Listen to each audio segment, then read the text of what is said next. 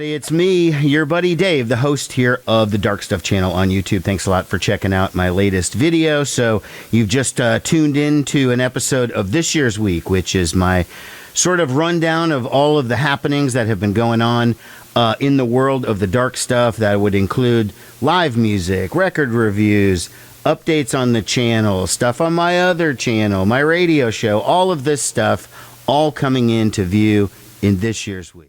Talk about this month's dark stuff playlist. I'm so used to calling it like a mix, but that's not what the kids call it these days. So anyways, the dark stuff playlist for November, which is linked below in Apple Music and Spotify, this month features music from Crocodiles, Water From Your Eyes, Hieroglyphic, Sugar, Tommy Stinson, King Hannah, War, Pixies, Peter Gabriel, Lou Reed, Morrissey, Kiss, Prince and the Revolution, Snowmen, Patti Smith, Adele, Sister Ray, Sharon Van Etten, Pete Townsend, Black Rebel Motorcycle Club, Arcade Fire, Paul McCartney and Wings, Ween. I close out with Scrawl. You can see the rest. I'm not going to read the entire thing, but it's a fantastic mix, if I do say so myself.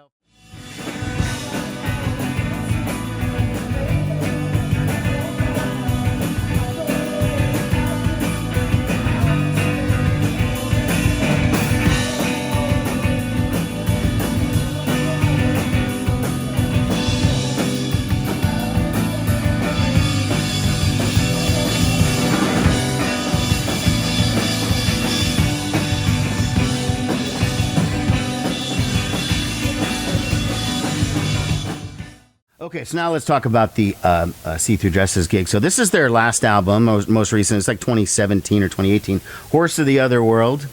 And, I love this band. These guys, I go way back with them. I have covered them, photographed them, videoed them, going all the way back to about 2014 or so. And I did an interview with them on the old audio version of the Dark Stuff podcast. So it was really great seeing these guys again. And the band sounded tight. It sounded great. And Sarah, at one point during the show, said, okay, we have some new songs. And everyone's like, oh, yeah, whatever. And then she's like, so we're going to be we have the third album done. This show here tonight is the GoFundMe to get it released. So she's like, thank you, everyone, for pledging. So there were a couple of new songs played along with the old classics from their two full-length albums and their EP, but it was great seeing those guys back. So the day after that See-Through Dresses show, I went and saw a comedian, Patton Oswalt, and you probably know him from TV shows like King of Queens, and he's in a lot of the Marvel stuff, and he's a very, very funny comedian. He's part of the group with like David Cross and Mark Maron and Louis C.K. and all these guys that came up around the same time. Now, I obviously don't have any video because you don't video at a comedy show. I did sneak in a photo or two because that's just my nature. They did have signs up saying no photos, but I'm sorry, Patton. I just took two little photos, no video, of course. But bottom line is he was hysterical. I mean, it was really, really good. His opener was this woman from Minnesota. I'm blanking on her name, but then he came immediately out, which is the best thing about comedy shows, is there is no break between artists. Like when the opener finishes and they're like, all right, Patton Oswalt, and he just walks right out. So you don't have to wait 20 minutes for some sort of teardown and setup and all of that stuff. Nobody is changed. My lone vinyl pickup, you'll see in a second, is the new album from Not a Surf. It's called Moon Mirror. It's a fantastic album. I've loved Not a Surf. I've loved them since the 90s. And this was a gift from their record label, New West, for me being pretty supportive of their new record on my show. I played it a lot. And Matthew Cause, the lead singer, did an ID for my show, and I love when bands do that. It's old school, but it's cool. They're, hey, this is so-and-so from this band, and you're listening to whatever. I think those are super cool. Now, Matt Cause, for mine, did this really long thing. Like, it was like almost a minute long or whatever, which is obviously way too long for an ID. So I clip it when I play it on the show. But let's listen to the entire thing. Hello, this is Matthew Cause from Not a Surf, and you're listening to New Day Rising on 89.7 The River. You know what I always notice when I come to Omaha? First of all, it's a beautiful city. And the other thing is I notice the old Pepsi signs. Like, faded paint on the side of buildings. that remind me that it was a Pepsi town, which is always so interesting to see, which were the Coca-Cola towns and the Pepsi towns, and how they were probably competing to have the most awesome painted ads on the side of buildings. Anyway, it's a nice thing that I look forward to seeing again every time. Yeah, as I consider best albums of 2024, that Not a Surf record will definitely be on there. Other stuff I picked up, all CDs, okay? So I got The Apocalypse Dream from Kate Clover. Now, Kate Clover, I've maybe mentioned on the show maybe once here. I'm not sure. Or on the Dark Stuff maybe once. So Kate is married to and collaborates with Brandon Welches, who is from the band Crocodiles, who I love. They're on my Dark Stuff playlist, by the way, for this month. Fantastic band.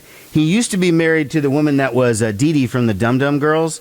So this guy is just like, man, lucky as hell. He's dating all these talented women or marrying all these talented women. Anyways, her newest record is called The Apocalypse Dream. That's really good. I picked it up on CD. I finally grabbed the new Bright Eyes, because even though Bright Eyes is a hometown artist for me, and I have been on the radio for 20 years, their new record company, Dead Oceans, decided not to send me a full one. Have no fear, though. I went ahead and got it anyways. Great record. I picked up the new one from The Cure. I only got sent one song for the radio, and when a band has, 16 years between records, so Songs of a Lost World, I picked up the new Cure record. So I had already listened to it streaming, and I liked it. I'm not the biggest Cure guy, but I mean, I do appreciate what they do, and I do like this record, and I feel like it's kind of important that I play it on my show, even though that label decided not to send me a full-length copy for whatever reason. I don't know. Every time he misspeaks, someone's got it. And the next up, these aren't pickups, but they're just stuff that I got. So, you guys know how much I talk about the Mommyheads and everything on this channel. Every one of their albums seems to make my top 10 or my top 20 of the year. I did an interview in 2020 with lead singer Adam Elk, and every year they send me the new album when they put one out. They put one out every year, usually with a coffee mug accompanying it with artwork.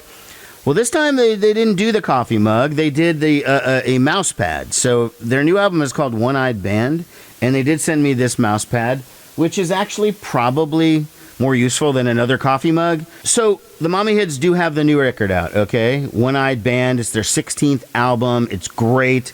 I've been listening to it a lot, and I am going to be interviewing Adam Elk again this week for another episode of The Dark Stuff, so that will be coming up shortly. So if you haven't seen the original interview and you're curious about the band, I would recommend that you go do that. I will link to it below. In that interview, we talked about the whole past and the time when the band used to be from San Francisco and how they got to a major label and all of this kind of stuff, their whole story.